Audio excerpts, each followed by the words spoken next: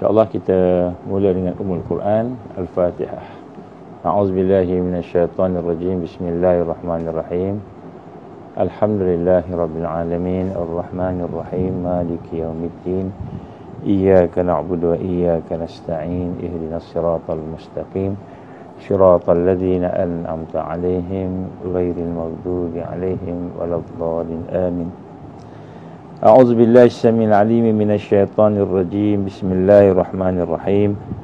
Alhamdulillahi rabbil alamin wassalatu wassalamu ala asyrafil anbiya'i wal mursalin wa ala alihi wa sahbihi ajma'in.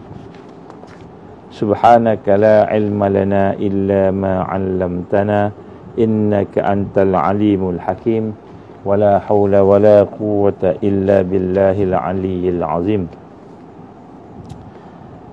Qala rabbi shrah li sadri wa yassir li amri wahlul 'uqdatam min lisani yafqahu qawli. Rabbi zidni ilman amma ba'. Assalamualaikum warahmatullahi wabarakatuh. Alhamdulillah, pertama-tama kita bersyukur kepada Allah Subhanahu wa ta'ala. Dengan keizinan Allah, kita diberikan kesempatan oleh Allah Subhanahu wa ta'ala untuk bertemu pada malam ini. Walaupun mungkin pada malam ini kita sibuk dengan berbagai perkara, dan insya-Allah mudah-mudahan pertemuan kita ada kebaikan. Kita berdoa, kita minta kepada Allah Subhanahu wa ta'ala, mudah-mudahan Allah memberikan kepada kita hidayahnya, taufiknya, inayahnya, rahmatnya, barakahnya, memberikan kepada kita nusrah, ma'unah dan karamah untuk kita sama-sama dapat membina satu kekuatan umat. Satu kekuatan umat. InsyaAllah mudah-mudahan kita akan diberikan oleh Allah istiqamah. Jadi alhamdulillah pada malam ini saya bercadang untuk nak sambung sedikit apa yang telah dibincangkan pada siang tadi. Jadi bagi mereka yang tertinggal kuliah Zuhur ada siang tadi, insyaAllah cubalah rujuk balik kuliah Zuhur tu. Dalam FB ni ada, kita ada lagi, sementara tidak dicabut oleh pihak-pihak tertentu. Kerana sekarang ni sudah mula banyak mereka menghalang pergerakan-pergerakan menyampaikan kebenaran Allah ini. Sama ada dia haramkan ataupun dia tutup, dia blok, ataupun mungkin juga mereka mencabut, remove video-video yang ada. Video-video yang kita buat setakat ni di TikTok, ada beberapa video yang telah pun di remove. Apabila kita mula menceritakan tentang perkara yang berlaku di atas peperangan Gaza dan peperangan di antara orang-orang Islam kita, sahabat-sahabat kita di Palestin dengan Israel.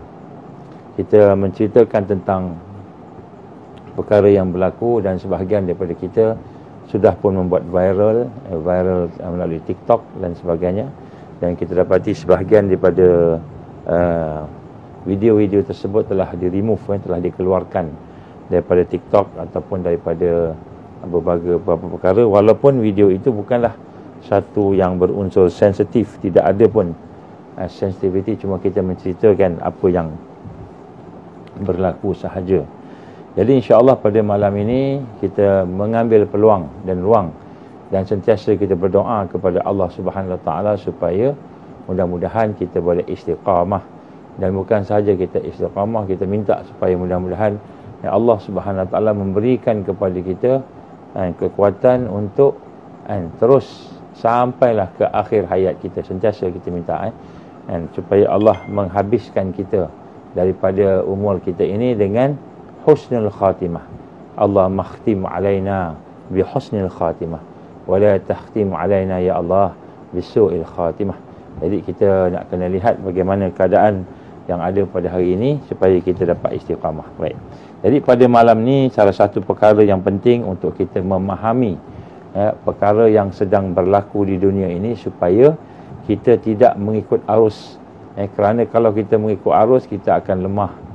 Kita akan terpengaruh dengan mereka yang menipu. Sebab di kalangan sebelum Dajjal datang ini, Allah akan datangkan ujian. Dan ujian-ujian itu akan mendekati kita dengan keadaan yang cukup mengelirukan, menipu. Penipuan demi penipuan. Jadi kita akan berhadapan bukan sahaja dengan orang-orang daripada Zionis yang memang dah terang-terang memusuhi Islam, orang yang terang-terang memusuhi Islam, yang memusuhi Allah, yang memusuhi kebaikan, itu Zionis.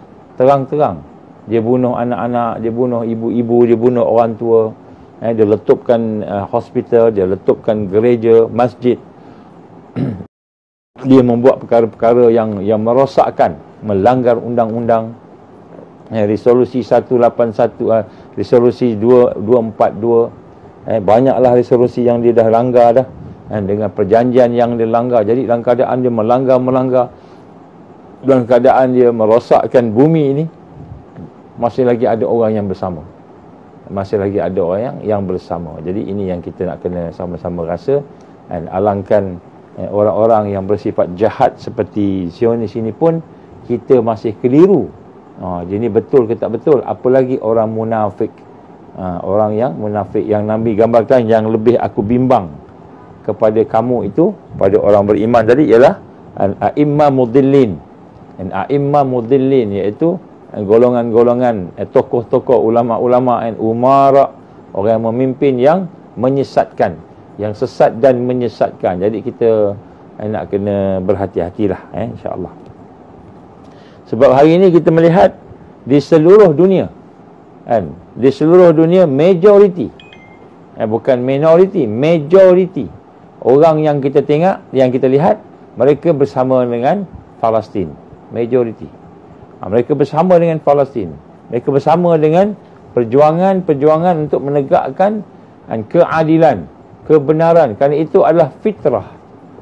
Fitrah. Cuma yang menjadi masalah kita hari ini ialah di kalangan orang Islam sendiri, di kalangan orang-orang Islam sendiri yang nampak seperti mereka itu menyokong Islam, menyokong orang-orang Islam, menyokong perjuangan Islam, Al-Aqsa dan sebagainya, tetapi rupanya hati mereka dekat dengan musuh Islam.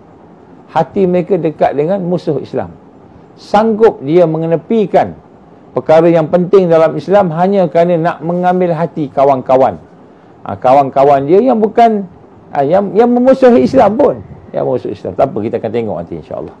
Baik, jadi saya nak mulakan dengan apa yang telah saya mulakan sebahagian daripadanya pada siang tadi, iaitu saya nak mulakan dengan bagaimana keadaan yang saya gambarkan sebelum ini, iaitu keadaan di mana kita mempunyai 5 fasa. 5 fasa dari sudut kita kata pemerintahan, kepimpinan. Ini fasa pertama, fasa nubuat, fasa Rasul sallallahu alaihi wasallam, fasa khulafa ar-rasyidin, fasa raja-raja menggigit, fasa mulkan jabarian, fasa pemerintahan diktator, dan kemudian fasa intifadah dan sebagainya. Jadi kita ada 5 fasa. 4 fasa sampai kebangkitan, yang kelima Nabi diam. Jadi daripada 5 fasa itu kita nak melihat tentang beberapa inti perkara yang berlaku dalam setiap fasa yang berlaku, fasa yang ada. Contohnya fasa yang pertama, iaitu fasa manhaj nubuwah. Ketika itu Rasulullah sallallahu alaihi wasallam. Jadi kita nak melihat satu-satu sedikit sebanyaklah. Pada malam ni saya cuba detailkan daripada apa yang saya tidak boleh cakap ataupun tak boleh sampaikan pada siang tadi, kerana pada siang tadi tu masanya agak terbatas, hanya lebih kurang 45 minit sahaja. Lebih kurang 45 minit untuk saya bercakap tadi tengah hari tadi. Jadi insya-Allah pada malam ni kita cuba ulang sebahagiannya, insya-Allah, supaya kita faham.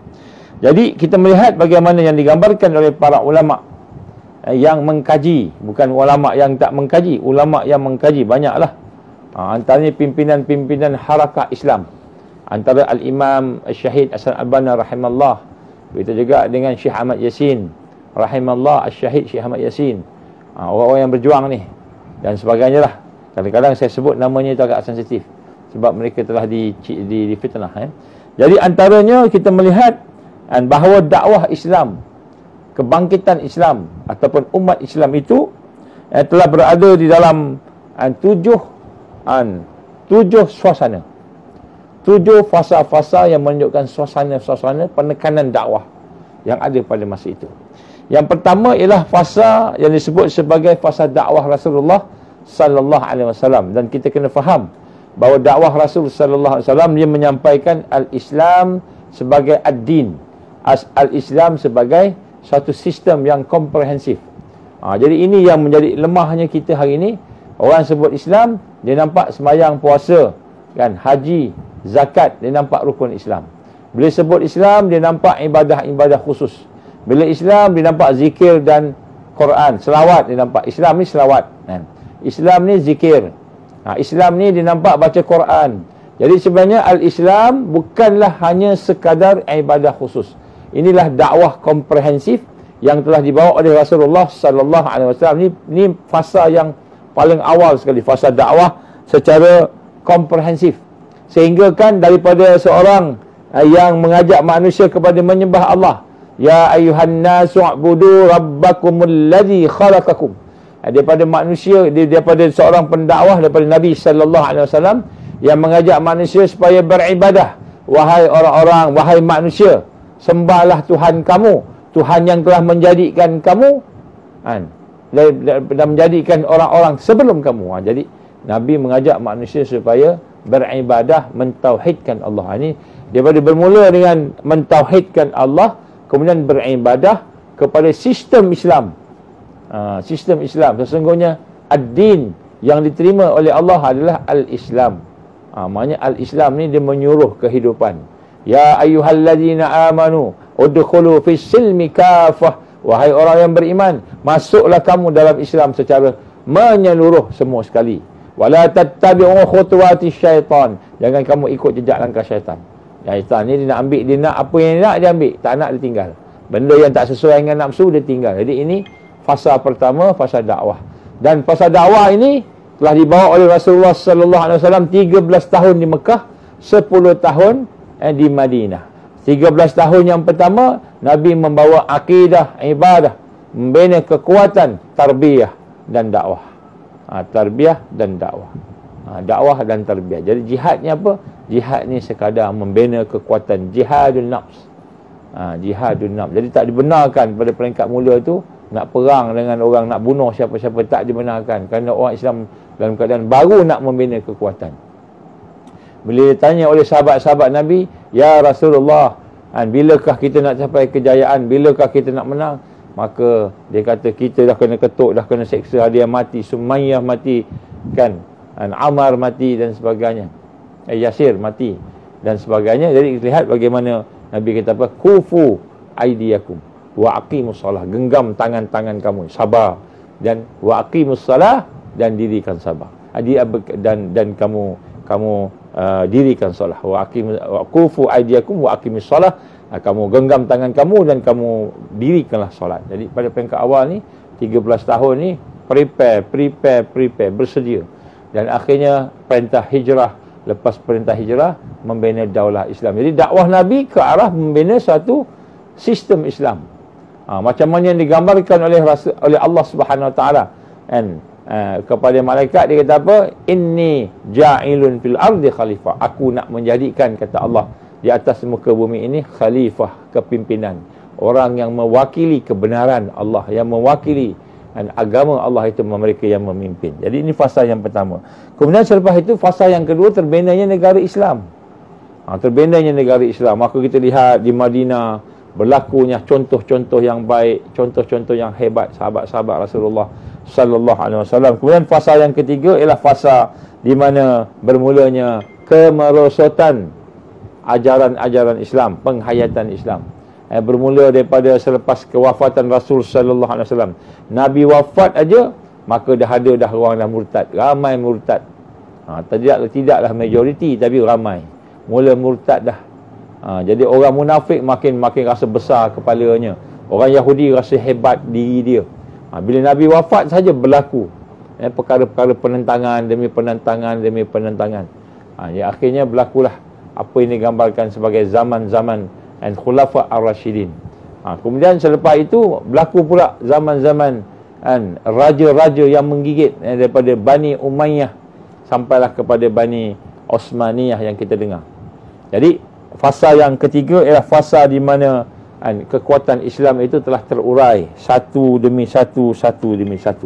Jadi kita lihat di sinilah, kita lihat bagaimana pada masa mula-mula dulu Nabi mengajak manusia kepada Islam yang integral, Islam yang sebagai satu sistem kehidupan, bukan Islam sebagai ibadah semata-mata.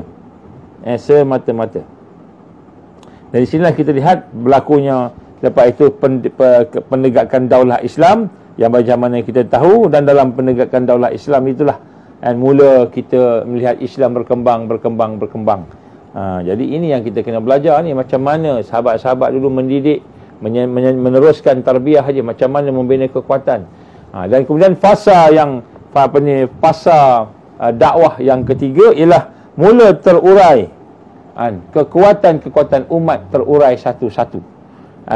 Kekuatan dan kekuasaan yang terurai satu-satu, dan beberapa perkara yang telah dikenal pasti oleh para ulama kita. Saya nak sambung daripada fasa ini, iaitu di mana faktor-faktor yang menghancurkan. Jadi di sini secara umumnya ada 8.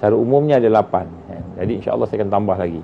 Ada 8 ni antara yang besar-besar lah, ada lagi yang kecil-kecilnya. Jadi 8 perkara ni adalah perkara yang berlaku di dalam negara Islam, daripada Bani Umayyah sampailah ke Bani Osmaniyah sampai ke hari ini. Daripada 8 perkara ini, maka lahirlah apa yang digambarkan sebagai kelemahan umat Islam.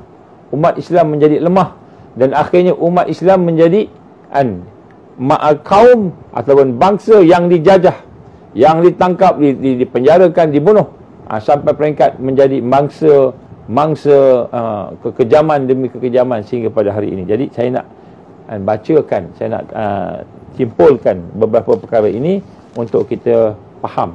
Kenapa selagi kita bersama dengan kelemahan-kelemahan ini, maka selagi itulah kita tidak akan bersama dengan tajdid, tidak akan menjadi orang yang mentajdidkan agama.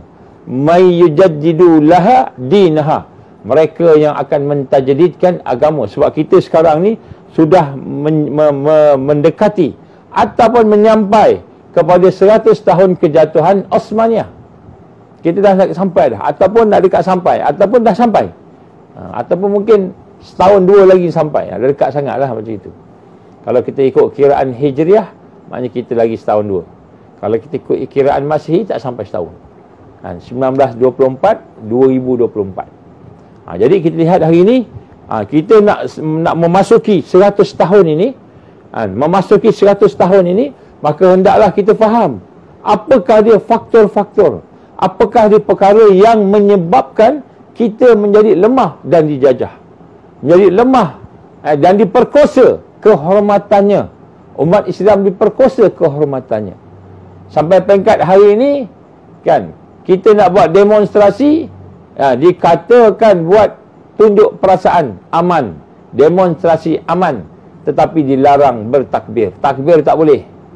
Jadi kita pun heran. Takbir tak boleh. Maknanya kalau kita tak boleh sebut Allahu Akbar, Allah yang Maha Besar, apa kita nak sebut? Kan? Nak sebut apa sebut? Malaysia besar, Malaysia Maha Besar. Kan? Nak sebut parti politik Maha Besar, nak sebut pemimpin-pemimpin Maha Besar. Kalau kita tak boleh sebut Allahu Akbar, tak boleh sebut Allahu Akbar, kita nak sebut apa? Sedangkan permulaan salat itu Allahu Akbar. Berjayanya jarum-jarum Zionis masuk ke dalam pemikiran umat, ke dalam jiwa umat, sampai nak takbir pun tak dibenarkan. Ini satu perkara yang kita kata amat mengecewakan umat Islam. Saya dengarlah, saya tak pergi, saya tak tahu pun dia orang ada buat perhimpunan tu. Jadi insya-Allah tuan-tuan dan puan, saya nak sebut sini, insya-Allah kita akan buat nanti. Kita ni siapa? Kita ni umat Islam seluruh dunia akan buat. Di Malaysia insya-Allah. Insya-Allah kita akan buat di Malaysia. Masa kita buat, bila tuan-tuan dengar aja, kita panggil buat perhimpunan, turun. Kali itu, pada masa itu insya-Allah kita akan bertakbir, kita akan bertahmid, bertahlil. Kita akan bukan saja kata Allahu Akbar, kita akan sebut dengan walillahil hamd, Allah yang Maha Besar, dan hanya Allah sajalah berhak untuk mendapat pujian. Jadi ini yang saya tahu, kan, Munif sebut, mereka terlalu takut dengan kalimah Allah. Yang saya tahu, yang takut dengan Allahu Akbar ni ialah Zionis. Itu yang saya tahu. Kenapa? Pengalaman kami atas kapal dulu, masa kami kena tahan dengan rejim Israel, komando tahan kami atas kapal, bila takbir aja memang dia orang takut. Macam setan. Macam setan.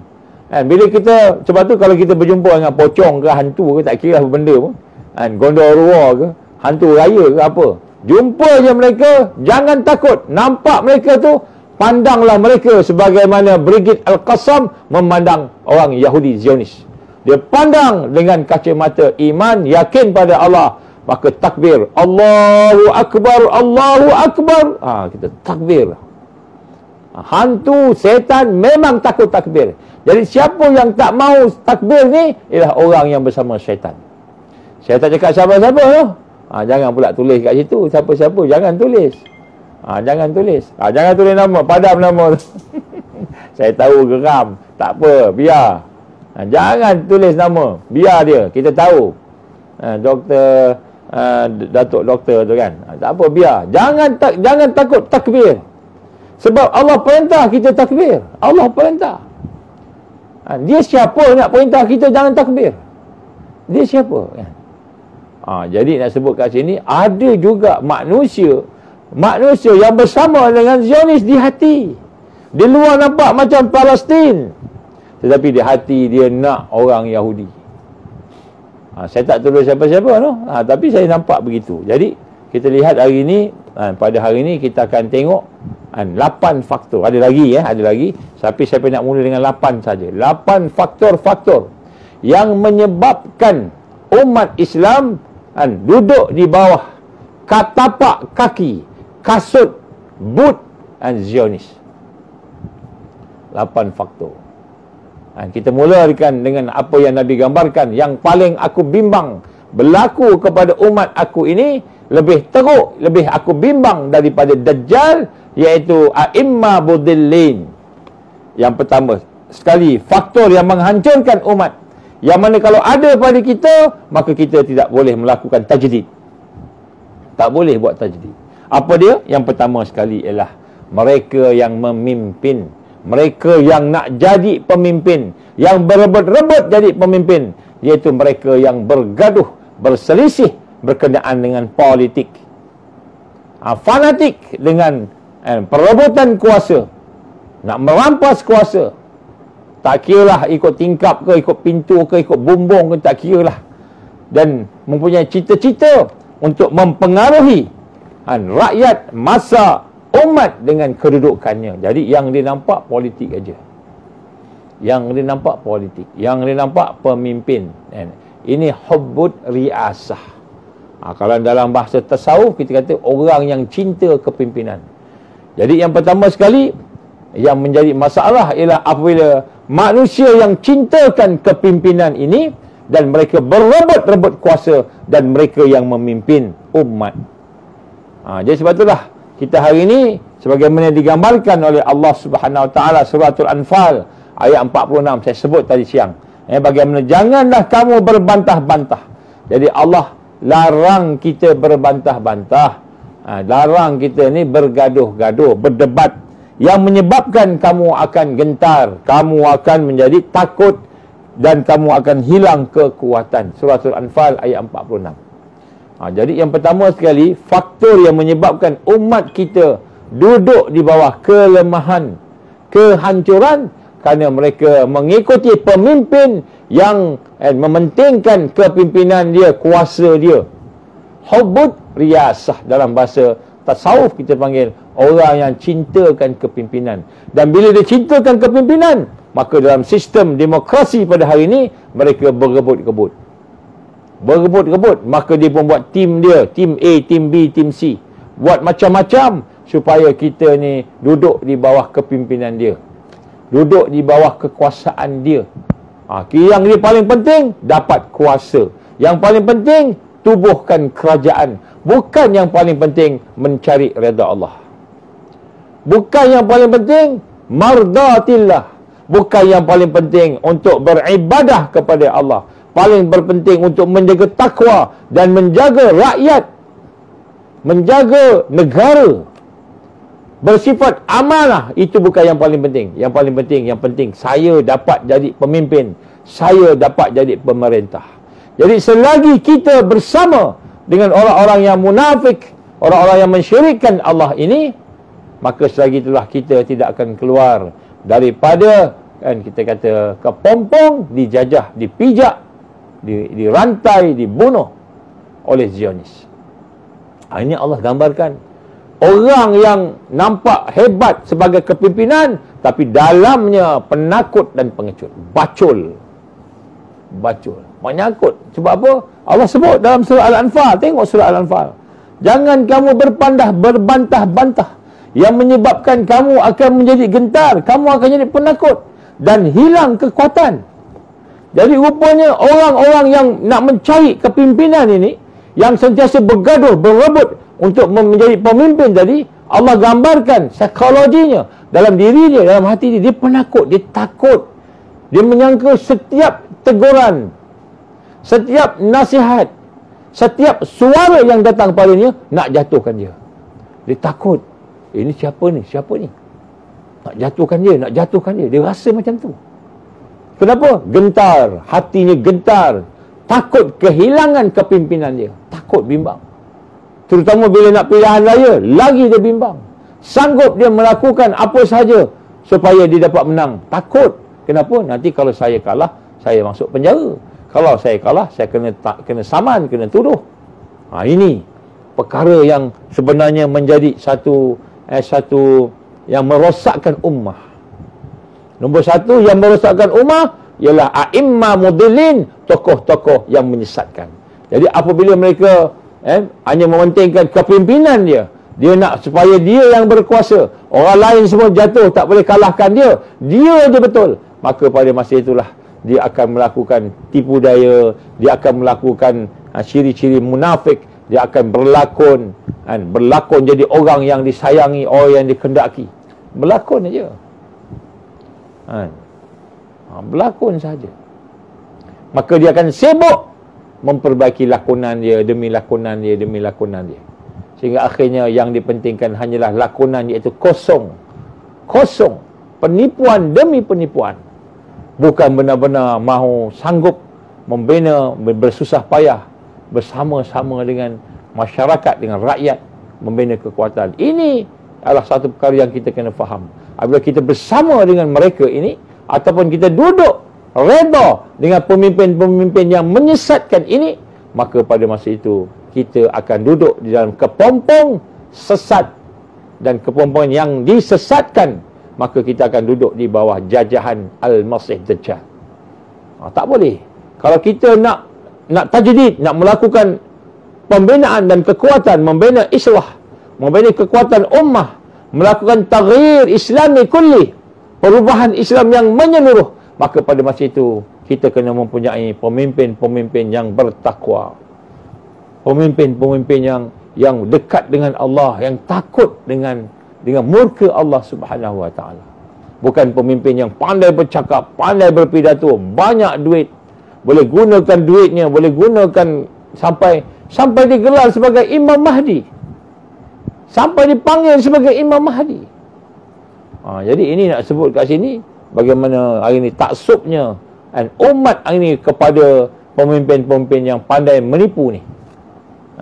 Pandai menipu. Jadi ini sinilah kita nak tengok. Dan faktor yang menghancurkan umat nombor satu ialah a'imma mudillin, iaitu mereka yang boleh memimpin tetapi sebenarnya jiwa mereka adalah jiwa yang gentar, yang takut, pengecut, bukan jiwa pejuang. Nampak macam pejuang, nampak macam hebat dalam berceramah, tapi jiwa mereka pengecut, bacul, tak berani nak melawan apa yang digambarkan sebagai musuh Allah, musuh Islam, musuh umat dan musuh dia sendiri. Tak berani.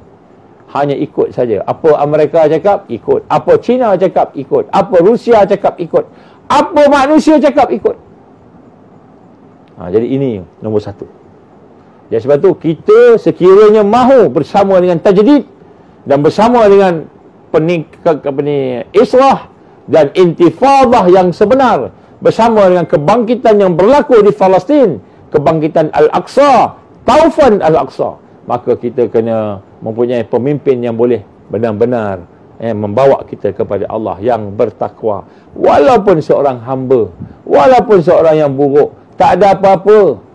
Bukanlah orang yang ada gelaran-gelaran yang hebat, Datuk Seri, Tan Seri, kan? Ataupun Tun, Tan Tin Tun, tak kira lah gelaran apa pun. Ini nombor satu. Jadi kita tengok balik, kita renung balik. Hari ni aku ni siapa pemimpin aku? Yang pertama sekali, siapa pemimpin kita? Kalau kita nak keluar daripada kepompong kehancuran umat, kepompong yang menyebabkan daulah Islam jatuh, kita kena melihat siapa dia pemimpin kita. Pemimpin kita mestilah seorang yang ada ilmu. Dan ilmu tu pula bukan sekadar ilmu PhD. Saya sebut siang tadi. Bukan dia ada PhD mesti dia pandai, mesti dia hebat. Bukan. Tetapi ilmu yang dipimpin oleh Allah, ilmu laduni. Apa maksud ilmu laduni ni? Ilmu yang telah diberikan oleh Allah. Ilmu ni cahaya. Jadi orang kata susah, ustaz, macam mana kita nak dapat ilmu laduni ni? Susah ilmu laduni ni. Suatu petunjuk daripada Allah, tak susah ilmu laduni ni. Ilmu laduni ni sebenarnya tak susah. Yang pertama sekali, kebersihan hati. Ilmu laduni ni ialah datang kepada kita daripada Allah, anugerah Allah daripada hati yang bersih. Yang pertama, hati bersih. Jadi sebab tu kita kena bersihkan hati kita. Sebab tu saya sentiasa cakap, saya kata apa? Kita kena jaga hati kita. Kita kena bersihkan hati kita. Kita kena tahu macam mana kotor atau bersihnya hati kita ni. Hidup ke, sakit ke hati kita ini. Sebab apa? Ilmu laduni ni datang di situ. Nanti saya akan buat satu tajuk tentang ilmu laduni ni. Saya akan buat satu tajuk. Tapi hak ni tidak buka kepada semua lah. Tapi nak sebut kat sini, kan, dia bermula dengan hati yang bersih. Dia bermula dengan hati yang bersih. Kemudian dia memahami tujuan ilmu dan dakwah. Dia faham tujuan ilmu ni apa, dakwah ni apa. Dan dia beramal. Dia beramal dengan ilmunya. Itu nombor dua. Dia beramal dengan ilmunya. Dia bukan ilmu saja, dia beramal dengan ilmunya. Dan kemudian dia beristiqamah, sedaya upaya istiqamah. Ini ilmu laduni Allah akan bagi. Allah akan bagi. Ini contoh. Jadi pemimpin kita ni, apabila dia ada ilmu, PhD, sampai 10 PhD. Tapi hatinya kotor. Takwa tak ada, akhlak tak ada, adab tak ada. Maka ilmu laduni tidak ada, cahaya daripada Allah tak ada. Maka dia akan mentafsirkan Quran mengikut logik dia. Mentafsirkan Quran mengikut rasional akal dia. Semata-mata. Maka dia tidak akan mendapat petunjuk daripada Allah. Dia tak dapat petunjuk Allah sebab dia hanya menggunakan ra'yul. Dia kata logik akal. Sedangkan ilmu yang diberikan oleh Allah tu luas. Jadi ilmu ni satu ilmu yang penting. Ini penting contohnya. Sebab tu kita tengok orang alim ni bukanlah orang yang paling banyak ilmu dari sudut sijil dia, degree dia, tapi orang yang paling banyak mengamalkan ilmunya. Walaupun ilmu sedikit, tapi dia beramal dengan ilmunya. Dia bersihkan hatinya. Dia hidup dalam keadaan berhubung dengan Allah sentiasa. Hatinya itu ada cahaya. Ini ilmu ni akan membawa dan memimpin. Jadi jangan cari pemimpin yang hatinya gelap, yang hatinya penuh dengan dengki, hasad, penuh dengan perkara-perkara yang merosakkan hidup dia. Ini nombor satu. Nombor dua, faktor yang menghancurkan, yang penting yang kita kena faham, iaitu berlakunya perselisihan. Tadi perselisihan dari sudut kepimpinan. Yang kedua, perselisihan dari sudut mazhab dan agama. Yang kedua ni kita rujuk kepada ulama yang ulama dunia, ulama usul, iaitu berlakunya penentangan agama, taksub kepada mazhab dan kesalahan dalam memahami agama. Yang kedua ni, orang yang Allah bagi ilmu dah ada ilmu dah, tetapi dia sesat dengan sebab suka berdebat, suka berbantah-bantah. Macam mana yang digambarkan oleh hadis Rasulullah sallallahu alaihi wasallam, tidaklah satu kaum menjadi sesat setelah mereka mendapat hidayah Allah, mendapat petunjuk Allah, melainkan jika mereka suka berdebat.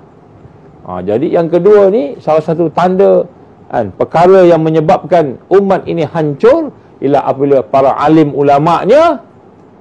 ulama'nya, orang yang ada ilmu itu suka berdebat. Suka berdebat. Suka merendah-rendahkan orang. Suka merendah-rendahkan orang. Suka menyesat-nyesatkan orang. Suka membid'ah-bid'ahkan orang. Suka. Menghukum orang. Yang ini kafir, yang ini sesat, yang ini kurafat, yang ini bid'ah.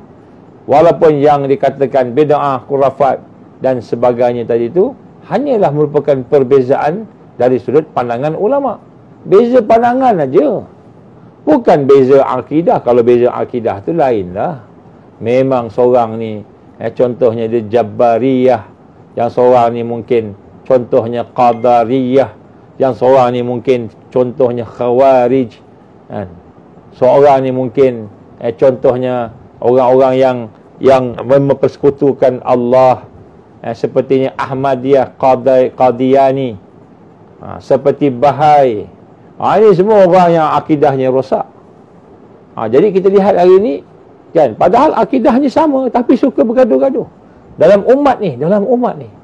Jadi ulama yang mementingkan diri dia supaya dia ada banyak pengaruh. Kenapa? Kalau dia menang dalam perdebatan, orang panggil dia Albani Malaysia.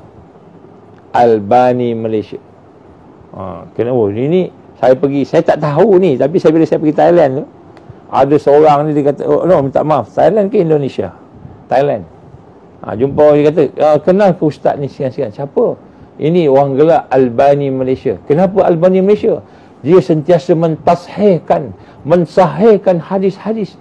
Dia cakap semua sahih. Dia betul. Orang lain semua salah. Dia panggil Albani Malaysia. Siapa dia? Jangan tanya saya siapa dia. Tapi ini nak menunjukkan bagaimana mereka suka berdebat. Mereka suka berdebat. Berdebat ni nombor satu lah. Cari kesalahan orang. Ini merupakan salah satu daripada perkara-perkara yang digambarkan oleh Rasulullah sallallahu alaihi wasallam. Jadi kita berbeza pandangan tak apa, tapi jangan berpecah belah.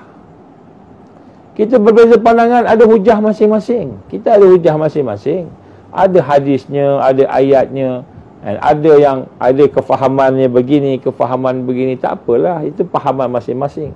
Tapi kita tidak ada ulama, kita tidak ada Amirul Mukminin yang nak menjadi hakim, tak ada. Ini kita nak kena faham yang ini. Kemudian bila kita berdebat ini, maka timbullah perkara-perkara yang digambarkan sebagai perpecahan. Yang ini sah, yang ini tak sah, yang ini sah tak sah. Dan masing-masing ada pandangan. Kita raikan toleransi. Kemudian yang ketiga saya sebut di sini pagi tadi, siang tadi, yang ketiga ialah bagaimana faktor yang menghancurkan umat, yang kalau kita berada di dalamnya, kita tidak akan dapat melaksanakan tajdid. Peperangan yang berlaku di Palestin, Taufan Al-Aqsa yang sedang berlaku ni, kita tak boleh join. Kita tak boleh join. Petang tadi saya sebut dah, kan, ramai orang Islam tak boleh nak bersama dengan perjuangan Al-Aqsa ni. Yang dia nampak kejahatan aja.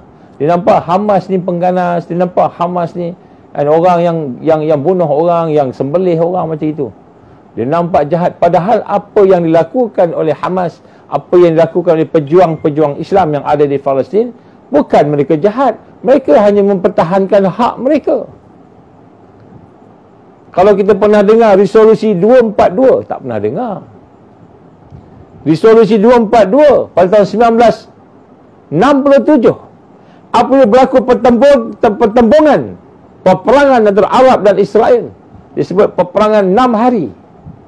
1967, orang Arab kalah, tapi berperang dengan Israel. Kenapa kalah? Sebab yang perang tu bukan orang yang berperang kerana Allah, berperang kerana lain. Akhirnya dalam masa 6 hari kalah, habis.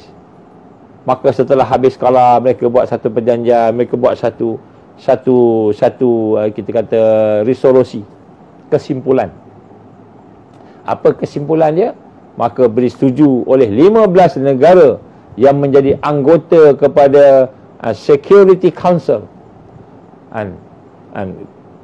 Majlis Keselamatan Pertubuhan Bangsa-Bangsa Bersatu, United Nations. Majlis Keselamatan. Dia adalah ahli yang permanent dan ahli non-permanent. Ada 15.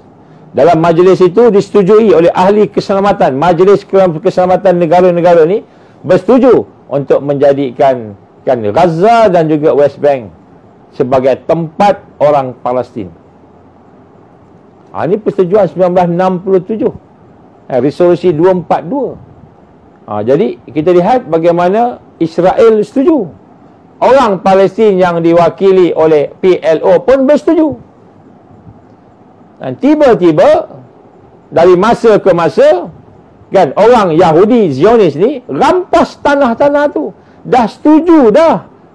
Ini bukan nak kata 1967 itulah tanah Palestin, bukan. Tanah Palestin satu Palestin, termasuk tanah jajahan Israel yang mereka duduk ni, Tel Aviv, Nablus, semua tu ada merupakan di bawah, sepatutnya di bawah Palestin. Di bawah Palestin, tapi mereka rampas. Dah mereka rampas, dah bagi tanah dah. Okey, yang ini untuk orang Palestin, Gaza dan juga tebing barat, West Bank.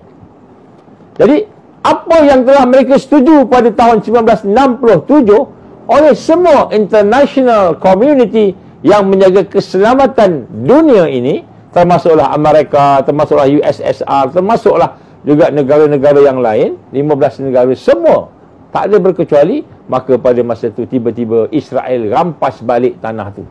Di Gaza diambil sebahagian daripada Gaza, di tebing barat diambil sikit-sikit. Jadi nampak kat sini mereka sebenarnya yang jahat, merampas tanah, merampas kebun, merampas rumah. Jadi apa yang orang Palestin buat hari ini, mereka nak ambil balik aja. Apa yang dirampas yang telah dipersetujui oleh undang-undang antarabangsa, mereka sendiri setuju. Belum nak ambil tanah yang orang Israel rampas yang betul-betul jadi di bawah Palestin yang dirampas tadi, bukan. Nak ambil yang mereka rampas saja. Di samping tu nak menjadikan apa namanya Masjid Al-Aqsa ni sebagai kepunyaan orang Islam, sebagaimana yang mereka juga telah bersetuju. Jadi nak sebut kat sini, kan, siapa yang salah ni? Siapa yang jahat, siapa yang ganas ni? Jadi ini orang-orang Melayu kita tak faham. Tak faham. Kemudian bila kita nak ambil tanah kita balik, nak ambil kebun kita balik, nak ambil tempat kita balik berdasarkan undang-undang antarabangsa, tiba-tiba mereka balas dengan membunuh rakyat. Membunuh rakyat. Menghapuskan rakyat. Menghalau rakyat. Dia nak suruh keluar pergi ke selatan sana. Sebelah utara dia kata banyak, atas alasan dekat rumah-rumah tu ada banyak Hamas. Jadi dia kata dia nak suruh semua keluar, pergi ke Sinai, di kawasan Mesir sana. Dan dia bagi masa 24 jam. Nak suruh 1 juta bergerak 24 jam. Dan kemudian baru nak bergerak, adalah yang nak bergerak tu, kan, dibomnya basnya, dibomnya kenderaannya, ditembaknya masjid, ditembaknya rumah, ditembaknya gereja, ditembaknya hospital. Jadi siapa yang pengganas ni? Tapi orang Melayu kita ni tak nampak lagi. Buta mata, buta hati. Buta mata, buta hati. Tak boleh bersatu. Kenapa? Sebab jiwanya sudah sayang dengan kejahatan, dah sayang dengan Zionis, munafik. Jadi ini yang nak sebut kat sini pada malam ni. Jadi apabila kita bersama-sama dengan mereka yang dikelar ulama, orang alim, ustaz dan sebagainya. Sebab tu ada ustaz yang tak faham. Saya sebut siang tadi, ada ustaz yang tak faham. Dia kata Hamas ni pengganas. Dia kata Hamas ni pengganas. Dia kenal ke Hamas ni siapa? Dia pernah jumpa ke orang Hamas ni? Dia pernah jumpa ke pejuang-pejuang Palestin yang memerdekakan, nak merdekakan Al-Aqsa ni? Pernah jumpa ke? Mencakap aja, pandai cakap. Janggutnya dah cantik, janggut panjang cantik, dengan ada dia punya kopiahnya, serabannya, ada dia punya kain seraban, duduk tutup macam tudung, kan, cakap macam ini, cakap ini. Ada pula yang cakap tidak ada jihad. Dekat Palestin tak ada jihad. Dekat Palestin tak ada jihad, dia kata. Ada pula sebut macam tu. Ini semua datang daripada ulama-ulama usuk, ulama-ulama yang cintakan dunia, ataupun ulama-ulama yang tak tahu tentang kehidupan yang sebenar, realiti yang sebenar. Dia hanya tahu baca kitab aja. Kitab pun kitab dia pilih-pilih, bukan kitab semua kitab yang sepatutnya. Kitab pilih-pilih je. Jadi saya pun geram juga nak cakap pasal orang-orang yang nampak macam alim ni. Bismillahirrahmanirrahim. Tapi tak buat kajian. Jadi ini yang kedua, yang menghancurkan. Apabila kita bersama dengan ulama usuk, bersama dengan ulama dunia, ulama yang mencintai Zionis, hati mereka dekat dengan Zionis. Ada pula di kalangan mereka mengatakan bahawa Zionis ni baik. Zionis ni baik. Ada kata macam tu pula. Kan? Jadi saya pun bismillahirrahmanirrahim. Siapa-siapa yang bersama dengan mereka ini, mereka tidak akan bersama dengan Al-Mahdiyin. Mereka tidak bersama dengan orang yang mendapat hidayah. Ini faktor yang menghancurkan, yang kita kena jauhi. Kena jauhi. Baik. Yang ketiga ialah faktor yang menghancurkan umat, ialah apabila tenggelamnya umat itu di dalam pelbagai kemewahan. Pelbagai kemewahan. Jadi yang ketiga ni kita nak kena tengok. Mereka ni banyak bersama dengan kemewahan. Allah gambarkan dalam surah Al-Isra ayat 16. Saya bacakan maknanya. Dan jika kami, iaitu Allah, mahu membinasakan suatu negeri. Jadi kalau Allah nak membinasakan satu negeri, maka kami akan perintahkan kepada orang-orang yang hidup mewah di negeri itu supaya mentaati Allah, tetapi mereka melakukan penderhakaan dalam negeri itu. Jadi ayat ni menunjukkan perkara yang menyebabkan kebinasaan, kehancuran, ialah kemewahan. Jadi kita tengok Gaza balik. Tengok Gaza. Hari ni kita nampak, tapi hari ni tengok Gaza kena hebat, kena bom. Bom. 50%, lebih daripada 50% Gaza telah diserang oleh Zionis, dibom semua. Saya tanya dengan tuan-tuan perempuan rahmati Allah Subhanahu Wa Taala, ramailah yang mati. Tapi berapa ramai yang mati? Yang mati bukan sebab dibuat dosa. Yang mati kerana Allah nak terima amalan mereka masuk dalam syurga Allah sebagai syahid fi sabilillah. Sebab mereka tidak buat derhaka ke Allah, mereka tidak melaksanakan perbuatan yang maksiat dan mungkar. Tetapi yang dimaksudkan di sini ayat ini ialah bagaimana kalau Allah nak membinasakan sesuatu negara itu, maka dia akan perintahkan orang-orang yang bermewah-mewah supaya mentaati Allah, tetapi dia menderhaka kepada Allah, maka itu menjadi asbab kepada kehancuran. Jadi umat Islam setelah Rasul SAW wafat, setelah Khulafa ar-Rasyidin wafat, meninggal dunia, setelah masuk kepada raja-raja, mula hidup dalam keadaan mewah, menzalimi sesama sendiri, termasuklah di negara kita. Sebab itulah sekiranya kita ingin tajdid, melaksanakan kebangkitan, kita menjauhkan diri kita daripada kemewahan. Bukan tidak boleh. Ada kesenangan, kita ada kereta, daripada basikal naik motor, daripada motor naik kereta, bukan tak boleh.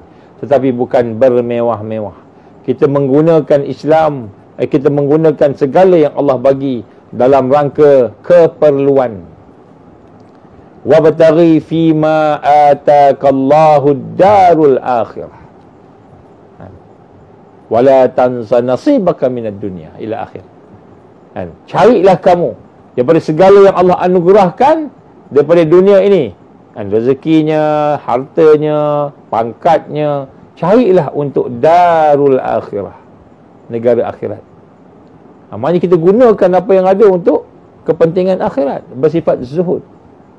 Jadi sebab tu laduni ni, ilmu laduni ni saya sebut tadi kan, dia lahir daripada kekuatan amal yang lahir daripada ilmu yang ada amal dan bersifat zuhud.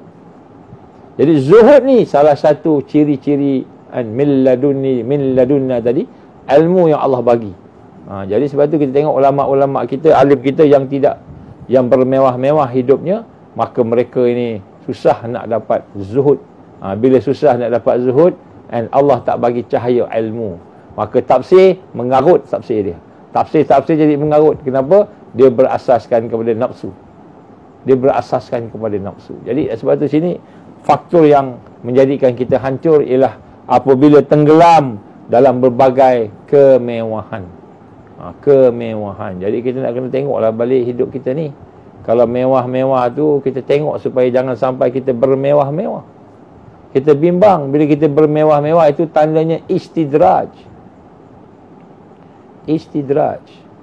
Saya nak sebut kat sini istidraj. Kadang-kadang di kalangan orang yang mengamalkan ilmu kebatinan. Dia boleh kebal, dia boleh rawat orang. Merawat orang ni. Saya gunakan perkataan merawat orang dengan menggunakan doa, dengan menggunakan macam-macam cara. Tetapi kita merawat orang dalam rangka nak mencari dunia. Minta upah.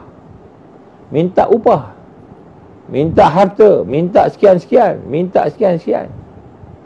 Dia boleh rawat, tiba-tiba sembuh. Dia baca doa, tiba-tiba mustajab. Doa dia sembuh. Itu istidraj. Kita ustaz ceramah, tapi minta duit. Duit tu tujuannya untuk bermewah-mewah, bukan duit tu tujuan nak membantu berjihad, lain. Kita minta duit tu, kata saya ni sebenarnya saya nak kena pergi sana, nak kena adalah duit tambang, kena adalah kosnya contohnya kan.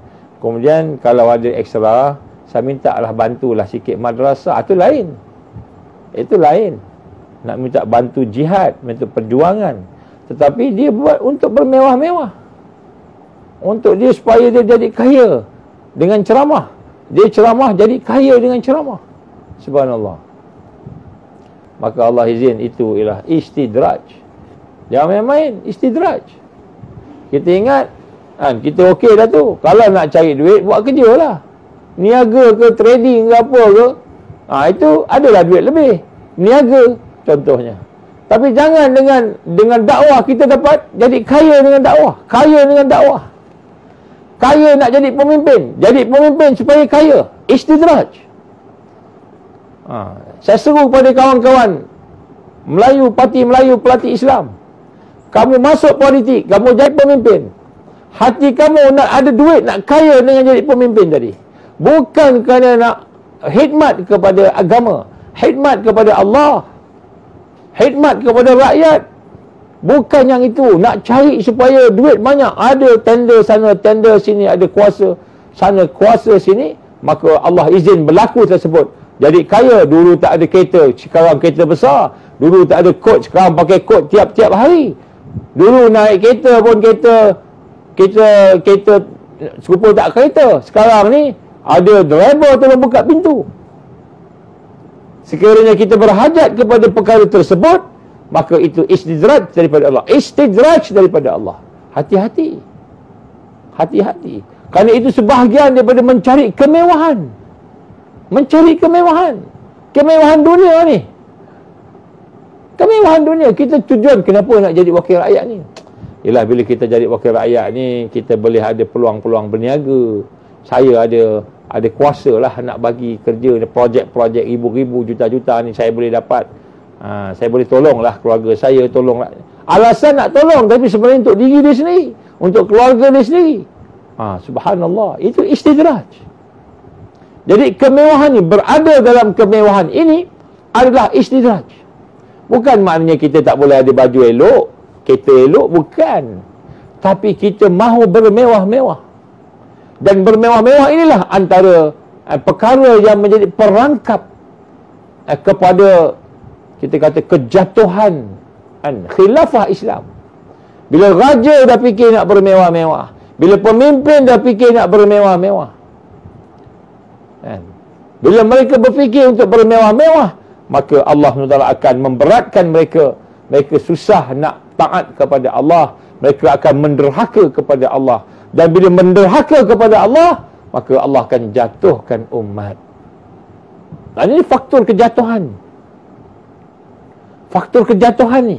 Jadi faktor kejatuhan inilah sebenarnya yang akan menjadikan kita tidak boleh tajdid.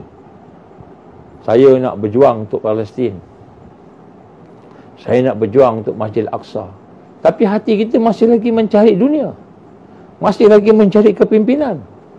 Kepimpinan nak bermegah-megah, untuk nak berkuasa, mencari kuasa, bukan cari redha Allah, bukan nak tegakkan agama Allah. Hati kita, saya tak nak tuduh siapa-siapa, tapi kita cek hati kita sama-sama. Sama-sama cek hati kita ni. Kerana itu faktor yang akan menghancurkan ummah.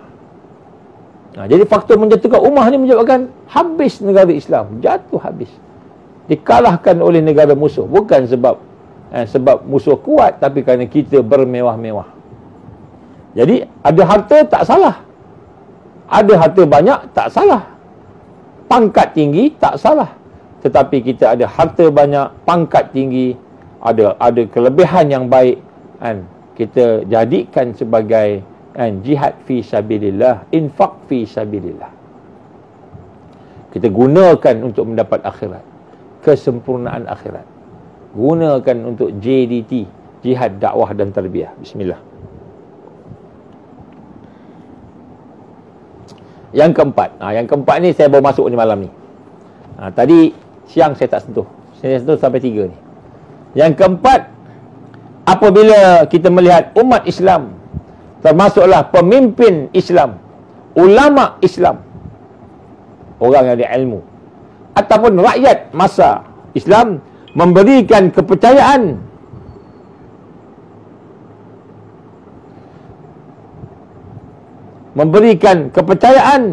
dan juga secara sembrono, bersenang-senang untuk memberikan amanah kepercayaan kepada orang yang tidak berhak mendapatkannya.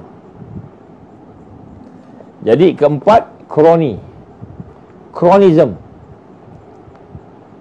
Kita memberi kepercayaan, kita memberi amanah, memberi jawatan kepada orang yang tak berhak. Kita tidak melantik orang yang berhak, kita melantik orang yang kita suka, yang kita sayang. Ini faktor kejatuhan pimpinan dan kejatuhan ummah. Jadi kita nak bagi seorang, sebab tu tak boleh hubbud riasah, kita cinta kepada kekuasaan, kepimpinan, tak boleh. Kenapa? Kerana bila kita cinta kepimpinan, kita nak jadi pemimpin aja. Kita nak jadi pemimpin aja. Kita lah yang betul. Kita nak jadi pemimpin. Sanggup masuk penjara. Kenapa sanggup masuk penjara? Sebab nak jadi pemimpin. Orang tengok saya berkorban sampai masuk penjara. Sampai masuk penjara. Seperti saya nak jadi seperti Nelson Mandela. Nak jadi seperti Nelson Mandela, nak jadi seperti Mahatma Gandhi, orang yang nampak berjuang, tapi sebenarnya dia tak layak. Tak layak. Orang yang pandai bercakap dengan orang yang pandai bekerja tak sama. Sebelum kita jadi apa-apa, kita bercakap, berjanji, buat macam-macam kita nak buat, tapi bila dah dapat jawatan, bila dah dapat kesempatan, bila dapat kesempatan, tak boleh buat pula. Buktikanlah kita ni seorang yang bercakap benar. Baik, jadi yang keempat ini ialah sebagaimana firman Allah dalam surah Al-Imran ayat 118. Contohnya, Allah berfirman, wahai orang-orang yang beriman, janganlah kamu menjadi teman kepercayaan kamu orang-orang yang di luar daripada kalangan kamu. Jangan kita ambil orang-orang yang musuh Islam. Jangan kita ambil orang-orang yang musuh Islam, orang-orang yang tak ada kaitan dengan perjuangan, orang yang tidak ada kaitan dengan kemahirannya, kepakarannya. Kita mengambil secara tidak adil sebagai orang yang kita percaya, sebagai orang yang menjadi teman kepercayaan kita. Jadi nombor 4 ni, kerosakan umat bila amanah tidak diberikan kepada orang yang boleh melaksanakan amanah tadi. Amanah itu dikhianati. Yang keempat. Jadi sebab itulah kita kena melihat balik hari ini. Kalau ada orang-orang yang tidak beramanah tadi, mengkhianat agama Allah, mengkhianat amanah Allah, maka orang ini orang yang akan membawa kepada kehancuran umat. Maka kita kena jauhi. Cari orang yang ada amanah, orang yang tidak menjadikan orang-orang kufur, orang kafir, apalagi musuh Islam, sebagai orang yang dipercayai. Bismillahirrahmanirrahim. Bismillah. Jadi kita kena tengok ini antara faktor. Saya tak nak tegang panjang-panjang, nanti masa. Yang kelima, apabila kita mengabaikan ilmu yang boleh membina realiti, kita mengabaikan ilmu realiti, kita tak kenal musuh contohnya. Yang kelima, kita tak kenal musuh, kita hanya faham satu aspek je. Kemudian kita tidak memahami ilmu kauniyah, ilmu alam, ilmu yang bersangkut paut dengan sains, perkembangan, ilmu bersangkut dengan pengurusan bisnes, sistem-sistem yang Islamik. Maka kita mengambil ilmu-ilmu daripada luar. Jadi yang kelima ini, kita tidak menggunakan ilmu-ilmu realiti untuk kepentingan Islam. Jadi kita tak mengkaji realiti lah. Jadi dia alim bahagian syaraknya, bahagian hukum hakam, tapi bahagian sains apa semua dia tak tahu. Ini orang alim kita ni sekular. Jadi sekular ni menjadi satu yang menghancurkan umat. Ini senjata yang digunakan untuk menghancurkan khilafah Islam, iaitu sistem-sistem pendidikan yang ada itu. Jadi yang kelima ni merupakan ilmu yang kita pegang tu, ilmu itu tidak menghidupkan hati kita. Sistem yang kita amalkan, sistem itu tidak menghidupkan hati kita.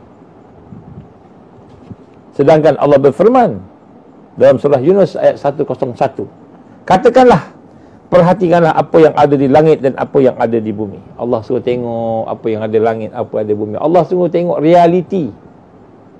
Allah suruh tengok realiti. Allah suruh perhatikan apa yang ada. Sama ada dari sudut kauniyahnya, dari sudut alamnya, dari sudut pengajarannya, apa yang berlaku pengajarannya, ataupun dari sudut teknologinya. Jadi sebab itulah digambarkan oleh para ulama Nusantara, muhakkikin, di dalam kata-kata mereka berdasarkan kepada cahaya yang Allah beri. Ada di kalangan apa yang digambarkan oleh para ulama kita, dia kata apa?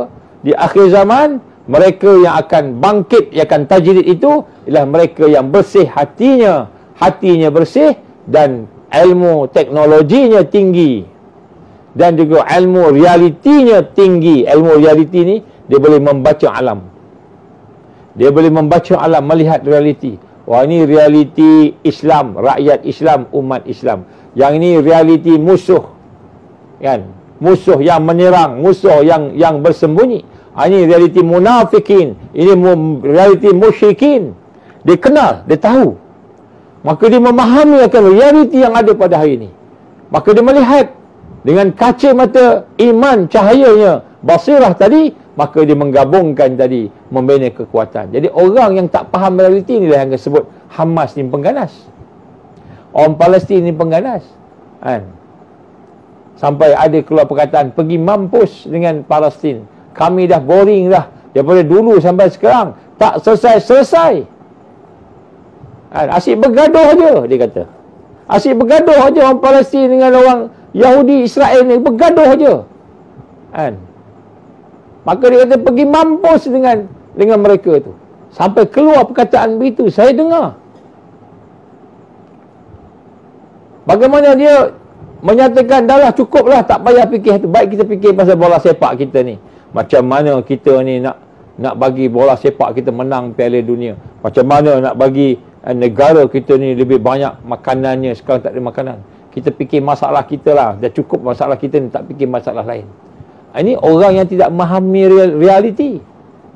Dia tak tahu sekiranya Yahudi Zionis itu menang dan mereka berkuasa dan mereka mempunyai kuasa untuk memimpin dunia melalui Al-Masih Dajjal, Melek Mesayyak, maka yang cakap tadi tu dia akan mampus dulu. Apa yang mampusnya? Akidahnya habis. Dia tak jadi umat Muhammad sallallahu alaihi wasallam. Apa kata Nabi? Wa man lam yahtam bi amril muslimin falaisa minhum, atau kama Rasul dalam hadis yang lain, falaisa minna. Siapa-siapa yang tak kisah tentang urusan umat Islam, urusan Baitul Maqdis, urusan umat Islam kena penjara, kena serang, kena bunuh, kena zalim, urusan umat Islam kena macam-macam, dihina, dicabuli, dicerobohi, dia tak kisah, falaisa minna, kata Nabi apa? Bukan dari golongan kami, bukan umat Muhammad. Falaisa minhum, bukan daripada mereka itu orang Islam.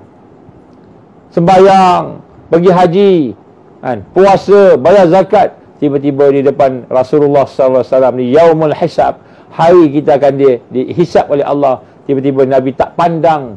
Kenapa tak pandang? Bukan tak semayang, bukan tak pergi haji, pergi umrah, bukan tak baca Quran, tak zikir, tapi tak kisah dengan urusan umat ini, tak tahu realiti yang berlaku, maka umat ini, mereka tidak diaku umat. Nabi tak mengaku umat. Falaisa minna, bukan daripada golongan kami, kata Rasulullah sallallahu alaihi wasallam.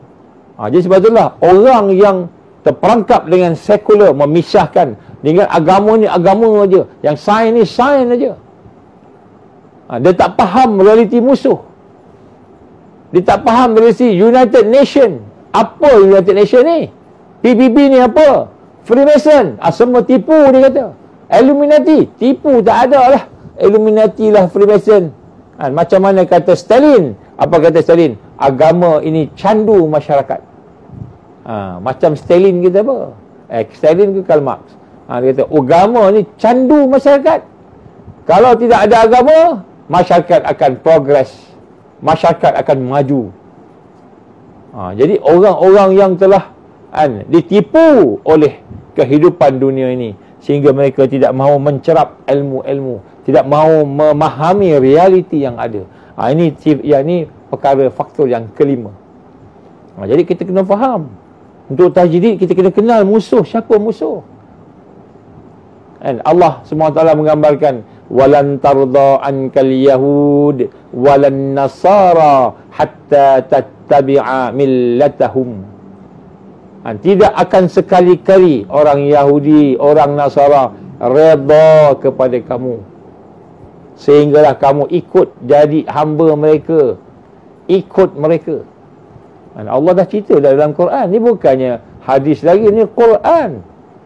Kemudian Allah gambarkan pula mereka ni musuh paling dahsyat. La tajidanna asyaddan nas, musuh yang paling dahsyat sekali al-Yahud, dan orang yang mensyirikkan Allah. Tiba-tiba kita tak kisah dengan Yahudi, kita baik-baik belaka. Kita berbaik dengan Yahudi, dapat training lagi dengan Mossad, dapat training lagi dengan Zionis. Jadi ini adalah faktor keruntuhan. Jadi sebab tu kita hari ni nak kena faham. Kita kena faham realiti ni. Ni realiti ni sekarang ni semua duk bantai orang Islam, bantai orang Islam. Rupa-rupanya mereka nak merampas Masjidil Aqsa. Kita tak tahu. Baik, yang keenam ialah bagaimana yang digambarkan tentang pemimpin pula. Banyak penguasa yang tertipu oleh kekuatannya dan tidak memperhatikan perkembangan yang dicapai oleh bangsa lain. Jadi yang keenam ini, yang kelima tadi sekular. Kita tak terpisah-pisah dan kita dalam keadaan yang tidak memahami realiti. Yang keenam ialah banyak yang tertipu, maknanya lalai. Lalai. Walaqad zara'na li jahannam katsiran minal jinni wal ins lahum qulubun la yafqahuna biha wa lahum a'yunun la yubsiruna biha wa lahum azanun la yasma'una biha ulaika kal an'am bal hum adall ulaika humul ghafilun. Jadi kamu melihat di kalangan manusia ini, di kalangan jin dan manusia yang disumbat di dalam neraka Allah, yang ada daripada kalangan jin manusia tadi, ada hati tak boleh faham, ada mata tak boleh nampak, ada telinga tak boleh mendengar. Mereka ni bagaikan binatang ternakan. Mereka ni bahkan lebih sesat lagi. Mereka inilah orang yang lalai. Allah berfirman dalam surah Al-A'raf ayat 179 ini, bagaimana Allah menggambarkan kan, faktor kejatuhan, kemusnahan dan kehancuran khilafah ataupun kita kata pemerintahan Islam, umat Islam yang ada ialah faktor lalai. Bukan saja mereka tak kisah tadi, tak nak ambil orang lain jadi ketua dia, jadi kepercayaan dia, kemudian mereka dalam keadaan lalai. Lalai apa lalai ni? Lalai ni tak ambil pengajaran, tak ambil nasihat. Ikut saja apa ada dalam arus. Ikut aja. Semua yang arus kata betul semua. Dia kata ada coronavirus merebak, habis kita semua kena ikut coronavirus, kita pun ikutlah. Nak kena cocok sampai 500 kali cocokkan. 500 kali kena cocok, kita pun ikutlah, tak apalah 500 kali pun. Kan? Kita nak diikat dengan International Health Regulation, RHR, baguslah, tak apa. Kita nak diikat dengan ekonomi dunia yang akan menguasai kita. Dari sudut dia punya undang-undang dia, peraturannya, kan? Trans-Pacific, perjanjian Trans-Pacific kita, tak apalah. World Bank, nak pinjam World Bank, tak apalah. Nak pinjam IMF, tak apalah. Lalai. Ikut aja. Ikut aja. Takkanlah doktor tu nak bunuh kita pula. Doktor pun dah mati dah. Doktor pun mati ramai. Kenapa? Ikutlah, tak apa. Tak apa. Nak cucuk berapa kali? Cucuklah. Kenapa? Lalai. Kenapa lalai? Kita tidak berfikir, kita tidak mengkaji. Kita ikut saja, follow. Ini faktor kehancuran ummah. Faktor kehancuran ummah. Faktor sebab bagaimana kerajaan-kerajaan Islam, raja-raja Islam jatuh kerana lalai. Yang dipentingkan apa? Ekonomi, dapat duit banyak. Yang dipentingkan apa? Dapat nama banyak, kan?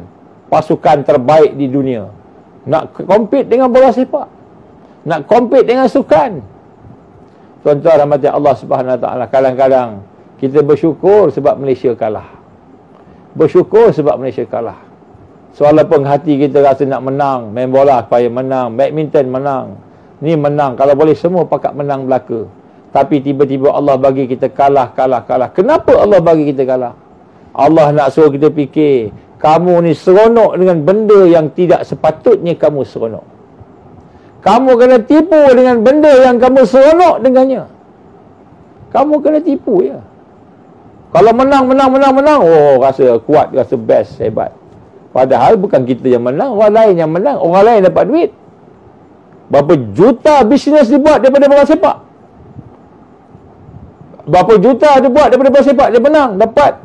Jual jersey saja. Berapa juta dia dapat, kita dapat apa? Yang rakyat ni. Saya nak sentuh sikit negara. Menteri kita kata, Perdana Menteri kita kata, kita membawa investment, pelaburan daripada luar negara, bilion daripada Arab, daripada China, daripada Jepun, daripada mana-mana, bawa ke negara kita. Kita ada bilion investment pelaburan. Katalah trilion, katakanlah. Saya pergi ke sana, saya pergi sini, bawa balik trilion pelaburan investment. Orang-orang putih, orang-orang Arab, orang Cina, orang Jepun datang invest. Saya tanya satu soalan. Jutaan, bilion, trilion investment pelaburan yang ada di dalam negara kita ni, rakyat dapat apa? Saya tanya. Ada tak satu perancangan yang rakyat boleh dapat investment ni, pelaburan ni? Ataupun hanya syarikat-syarikat tertentu yang dapat? Kroni-kroni tertentu, macam sebut tadi, kroni. Ataupun dia punya sahaja. Kan? Company yang diproksi kan?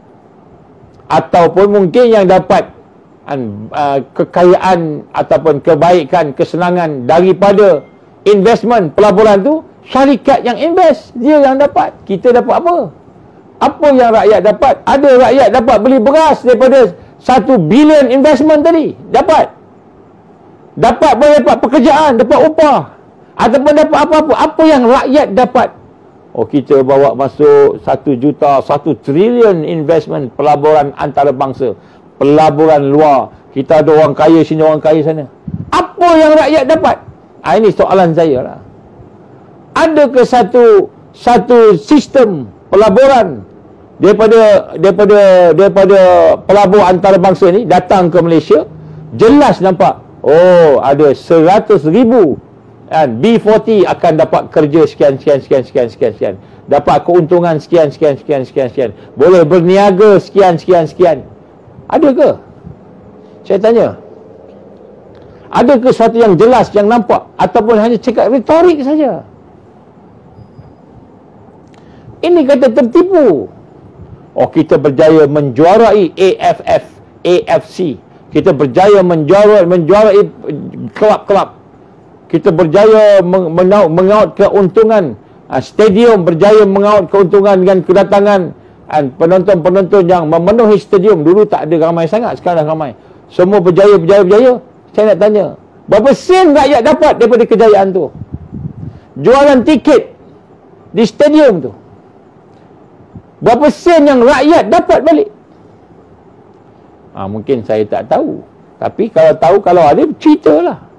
Oh, daripada 1 juta, 2 juta, 3 juta keuntungan bersih jualan tiket, maka kita telah menjadikan 50% daripada 3 juta tadi. Kita siapkan pekerjaan-pekerjaan untuk rakyat. Kita bagi rakyat peluang untuk bekerja, meniaga. Kita buat sekian-sekian perancangan sekian-sekian. Ada ke? Ataupun mengkayakan golongan tertentu. Golongan tertentu. Jadi nak sebut kat sini, ini semua lalai. Kelalaian. Orang yang memimpin pun lalai, ulama pun lalai, rakyat pun lalai. Ini faktor kejatuhan, faktor kehancuran. Jadi untuk tajdid, kita kena tinggalkan faktor ni. Kita kena tinggalkan benda ni, kelalaian ni, tinggalkan. Kita kena hidupkan semula kekuatan kita. Umat kembali semula kepada Allah, kembali semula kepada Al-Quran, kembali semula kepada ukhuwah, kasih sayang. Jadi ini contoh kita kata, wah, kita untung sekian-sekian, kita jadi juara. Yang jadi juara itu dapatlah duit, dia dapatlah mungkin ganjaran berapa ratus ribu agaknya. Tapi rakyat dapat ke? Rakyat yang tak ada makanan ni, rakyat yang gelandangan ni, rakyat yang sakit nak cari ubat pun tak ada. Ini kita sebut lalai. Kita ingat okey, rupanya tak okey. Ini faktor kehancuran umat. Kalau nak tajdid, kita kena keluar daripada suasana lalai. Kita kena hidup dengan suasana membina semula sistem Islam. Apa sistem Islam? Tengoklah. Kita kata ekonomi, sistem ekonomi Islam. Sistem pertanian, perladangan Islam. Sistem pendidikan Islam. Bukan hanya cakap nama je Islam. Tapi kita kena kembali balik semula. Buat balik. Barulah tajdid. Berlaku tajdid. Jadi yang keenam, ramai yang dalam keadaan lalai. Yang ketujuh, ini juga faktor yang menjatuhkan khalifah, pula apa ni kita kata, negara-negara Islam, tamadun Islam, raja-raja Islam. Iaitu mereka tergoda dengan tipu daya para penjilat dari kalangan musuh dan kagum dengan aktiviti mereka. Kagum, tergoda, terpesona dengan penjilat-penjilat, penasihat-penasihat, the so-called advisor daripada kalangan musuh-musuh. Bila orang yang bermata biru, bermata hijau, berkulit putih datang bagi cakap pandangan, wah, good, very good, bagus.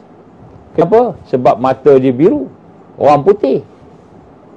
Tetapi bila orang Islam bagi pandangan, bagi cadangan, bagi nasihat, maka mereka, ini orang tempatan, tak ada apa.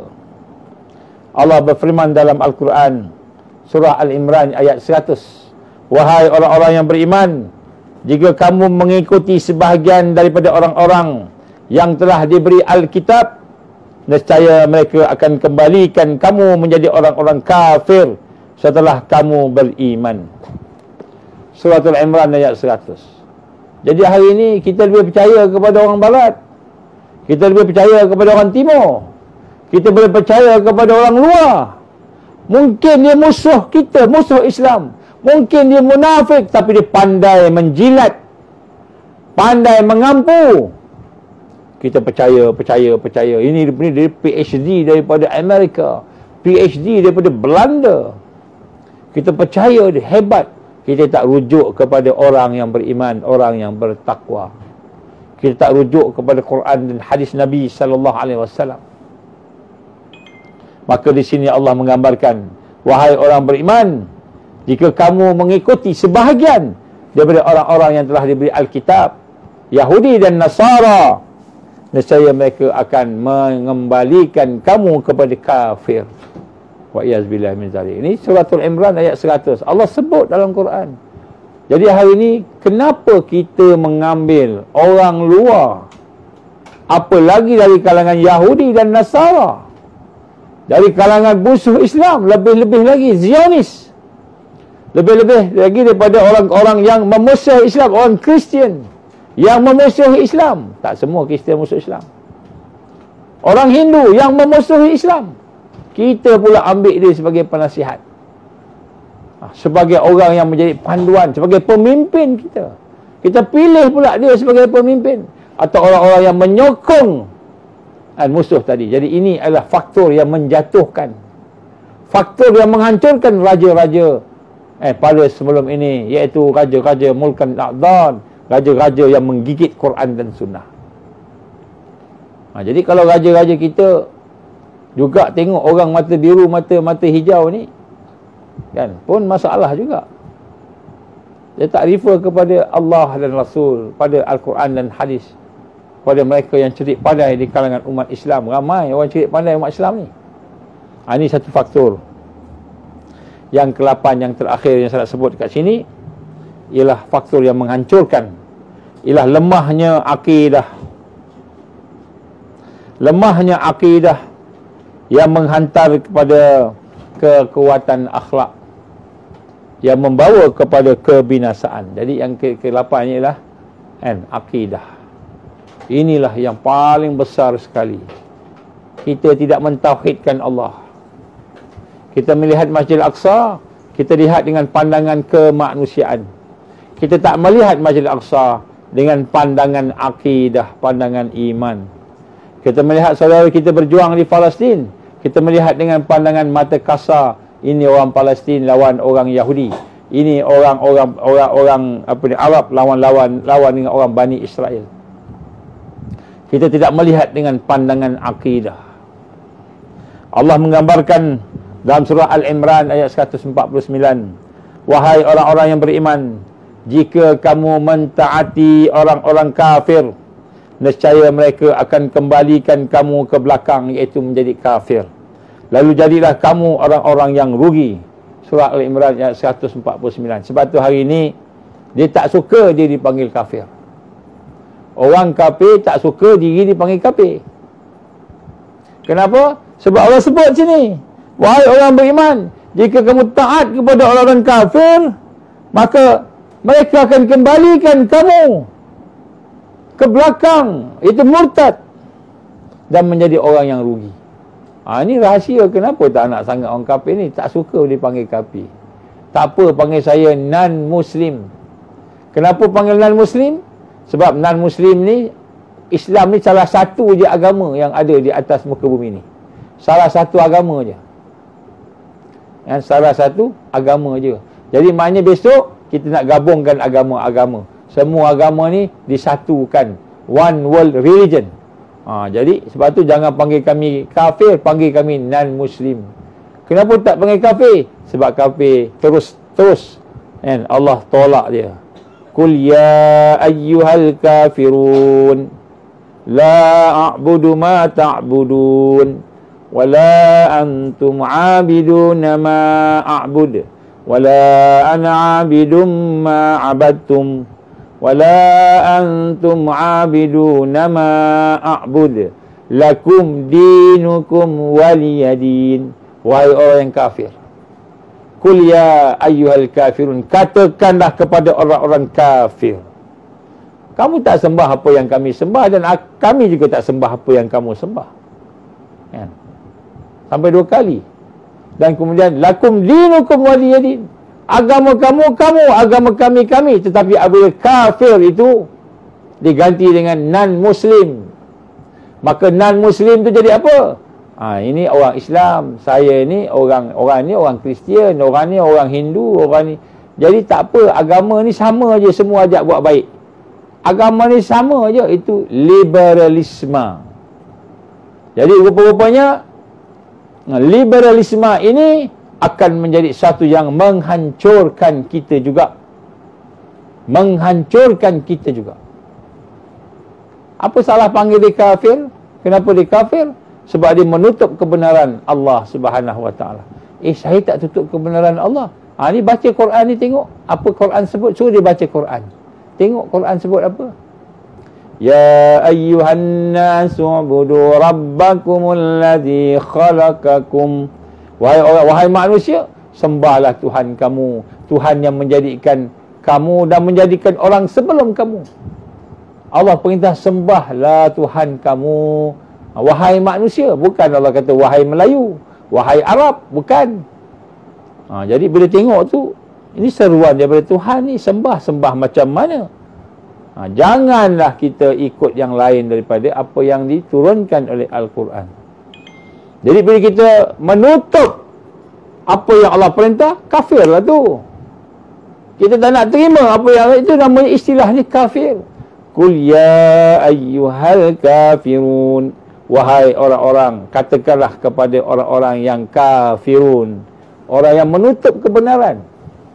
Kebenaran ditutup, tak nak fikir, tak nak tahu. Aku ni lahir sebagai orang bangsa lain, bukan bangsa Melayu lah. Agama aku agama lain. Dia tutup lah tu. Non-Muslim, orang yang bukan Islam. Orang yang bukan Islam.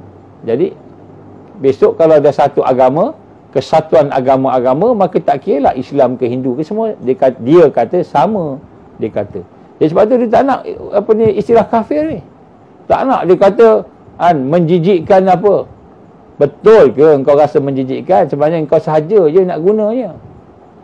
Dan kita orang Melayu macam biasalah, toleransi. Kita toleransi, tak apalah, dah tak payahlah panggil dia kafir. Dah dia tak suka panggil kafir. Bukan kita panggil dia kafir, Allah panggil dia kafir. Kita nak lawan Allah. Siapa kita nak lawan Allah? Allah panggil dia kafir, bukan kita. Kita tak pernah pun nak panggil dia apa-apa. Acong ke, jelutong ke. Kita panggil ikut apa yang kita nak panggil. Tapi Allah panggil dia kafir. Kenapa Allah panggil dia kafir? Kerana memang dia menutup kebenaran Allah. Sebab tu Allah kata, Qul ya ayyuhal kafirun, katakanlah kepada orang-orang kafir ni. Kan? Jadi hari ni istilah kafir pun dia nak kontrol kita. Ini lebih teruk lagi daripada Zionis. Bahasa kita, dia menjajah kita. Itu bahasa kita, definisi kita, panggilan kita pada dia. Kenapa dia nak diktat kita panggil dia kafir? Sedangkan dia memang kafir. Bukan kita hina dia, panggil dengan nama-nama yang memburukkan dia. Kan? Kita panggil apa yang Allah suruh panggil kat dia. Supaya kita membezakan yang mana orang yang diterima oleh Allah, yang mana orang yang tak diterima oleh Allah. Walaupun namanya orang beragama. Dia beragama, dia pendeta. Dia agama, dia orang priest. Dia beragama, tapi Allah tak terima. Kenapa Allah tak terima? Kafirun. Orang kafir. Kenapa Allah tak sebut orang bukan Islam? Katakanlah kepada mereka orang-orang bukan Islam. Kenapa? Tak ada pun. Jadi kita nak lebih daripada Allah lagi. Atas nama toleransi, atas nama keadilan. Mana adil macam itu? Jadi di sinilah kita lihat antara perkara-perkara yang menghancurkan umat. Yang menghancurkan umat itu. Tanjung Keling kena tukar nama Tanjung India. Nasib baik kata Keling, kata Paria kan, contohnya kan. Jadi kalau paria tu dikata kasta paling rendah. Jangan panggil. Kita tak panggil dia paria. Tak panggil. Kita tak panggil kawan-kawan India kita dengan gelaran yang teruk-teruk apa. Tidak. Tak boleh. Tapi kafir tu Allah bagi. Allah bagi. Bukan kita bagi. Allah bagi. Kenapa kita nak lawan, nak tutup apa yang Allah bagi? Jadi inilah yang digambarkan. Pada hari ini bagaimana lemahnya akidah kita. Lemahnya akidah kita untuk melahirkan akhlak yang baik. Ini adalah antara perkara yang merupakan punca kehancuran dan kerosakan umat. Ada lagi banyak. Ini 8 yang besar. Jadi di sinilah kita lihat kita kena menjauhi daripada perkara-perkara yang menyebabkan kita berada dalam kehancuran.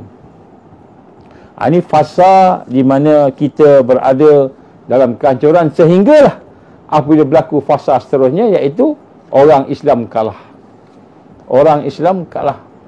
Orang Islam berada dalam keadaan dipijak, ditangkap, dibunuh, dizalimi dan sebagainya. Jadi insya-Allah lepas daripada itu kita akan bincang sikit macam mana fasa kebangkitan pula. Fasa kebangkitan. Fasa kebangkitan apa berlaku? Kita nak kena tengok supaya kita mengikuti perkara-perkara yang boleh menyebabkan kita bangkit ni. Kalau tak kita ikut dia, duduk je, habis kita ni. Minta maaf tu. Saya cakap agak tegas, nampak keras, tapi bukan saya nak menghina siapa-siapa, bukan. Saya cuma nak sampaikan apa yang Allah suruh sampaikan. Jadi inilah yang kita nak kena rasa. Barulah kita boleh faham bahawa Islam ni bukannya boleh dimain-mainkan. Dah terlalu banyaklah kita bermain-main. Kalau bola sepak nak main, boleh main bola sepak. Badminton, boleh main badminton. Boleh main, tak apa. Tapi agama jangan main-main. Agama kita kena tegas. Kena benar-benar faham supaya kita boleh beramal. Kenapa? Kebangkitan sudah terlalu dekat. Kebangkitan sudah terlalu dekat. Kalau kita yakin kita akan hidup dalam masa 10 tahun daripada sekarang, kita yakin kita hidup 10 tahun, insya-Allah kalau ada nyawa 10 tahun kita hidup, insya-Allah kita akan hidup di bawah naungan khilafah Islam, insya-Allah. Jadi sebab itulah kita nak kena rasa bahawa kita perlu ada satu kekuatan untuk berpegang dengan Quran, dengan hadis, berpegang dengan dakwah, tarbiyah, berpegang dengan jihad fi sabilillah, berpegang dengan perkara-perkara yang Nabi telah didik sahabat-sahabat dahulu, berpegang dengannya. Jangan kita ikut arus. Kita ikut arus, habis kita, insya-Allah. Banyakkan kita doa supaya mudah-mudahan Allah memberikan kekuatan kepada kita untuk sentiasa ikhlas, sentiasa kita berjuang, sentiasa istiqamah, sehinggalah Allah izin kita hidup bersama Islam dan perjuangan Islam, mati bersama Islam dan perjuangan Islam.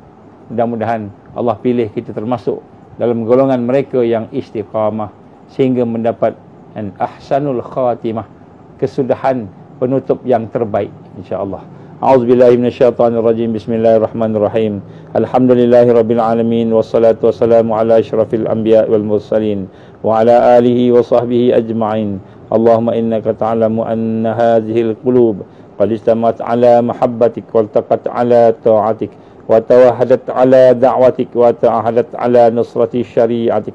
Fawasikillahumma rabitataha wa adimuddaha wahdiha subulaha واملأها بنورك الذي لا يخبو واشرح صدورها بفيض الإيمان بك وجمل التوكل عليك وأحييها بمعرفتك وأمتها على شهادة في سبيلك يا الله إنك نعم المولى ونعم النصير. اللهم انصر الإسلام والمسلمين والمستضعفين والمجاهدين في فلسطين وفي الأقصى وفي الغزة وفي كل مكان وفي كل الزمن. اللهم انصرنا على تارك الدعوة وتارك التربية وتارك الجهاد في سبيل الله. لا إله إلا أنت سبحانك إنا كنا من الظالمين. يا الله يا حي يا قيوم يا ذا الجلال والإكرام. يا الله يا حي يا قيوم لا إله إلا أنت. يا الله يا حي يا قيوم برحمتك نستغيث. اللهم اجعلنا من المؤمنين حقا Allahumma ja'alna minal muttaqina haqqan, Allahumma ja'alna minal muhsinina haqqan, Allahumma ja'alna minal muqarrabin, Allahumma ja'alna minal wasilin, Allahumma ja'alna minal arifin, Allahumma ja'alna minal muhibbin, Allahumma ja'alna ya Allah minas siddiqin wa syuhada'i was salihin, Allahumma ja'alna ya Allah minal mahdiyin. Rabbana atmim lana nurana waghfir lana innaka ala kulli syai'in qadir. Rabbana la tuzigh qulubana ba'da iz hadaitana wa hab lana min ladunka rahmah innaka antal wahhab.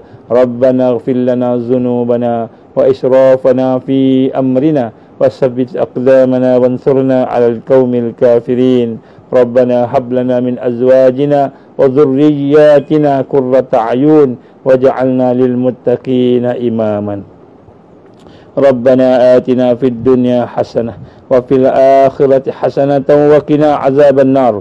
Rabbana taqabbal du'aana innaka antas samiul alim wa tub alaina ya Allah innaka antat tawwabur rahim. Wa sallallahu ala sayyidina Muhammad wa ala alihi wa sahbihi wa baraka wa sallam. Subhana rabbika rabbil izzati amma yasifun wassalamun alal mursalin walhamdulillahi rabbil alamin. Subhanakallahumma wa bihamdik asyhadu an la ilaha illa anta astaghfiruka wa atubu ilaik.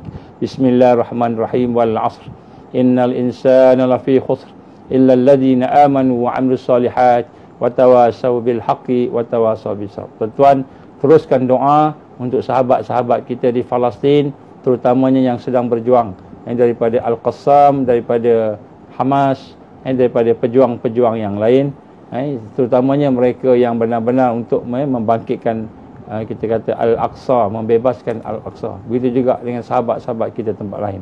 Tolong teruskan perjuangan. Kalau boleh malam ni buat 2 rakaat surah hajat untuk membantu supaya Allah bantu mereka, insya-Allah. Aku li qouli hadza astaghfirullahalazim li wa lakum wa billahi taufik wal hidayah. Assalamualaikum warahmatullahi wabarakatuh.